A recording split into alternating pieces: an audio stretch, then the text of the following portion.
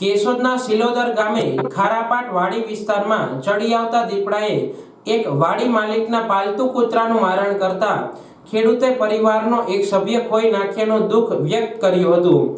આ ઘટનાની જાણ થતાં વન વિભાગને દીપડો હોવાની પુષ્ટિ થતાં તાત્કાલિક પાંજરું મૂકવા કાર્યવાહી ધરી હતી।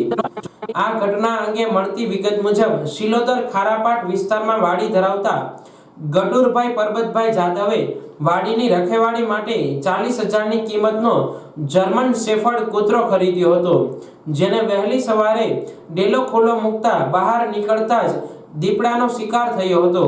વન વિભાગને જાણ કરતા દીપડા હોવાની પુષ્ટિ કરી પાંજરું મૂકવા કાર્યવાહી હાથ ધરી હતી। ખેડૂતે અમારા હદમાં કોઈ જંગલી પ્રાણી મરે તો ખેડૂતોને દિલ્હીથી જંગલ વિભાગનું તેડું આવે, જ્યારે જંગલી પ્રાણી મારણ કરે તો વન વિભાગ છટકી જતું હોય છે। આ 3 મહિનાની અંદર બીજા કૂતરાનું મારણ થતા જવાબદારી કોની તેવા સવાલ સાથે કૂતરો માલિકના જાનમાલ મિલકતની રખેવાળી કરતો હોય પરિવારના સભ્ય સમાન હોય દુઃખ વ્યક્ત કર્યું હતું।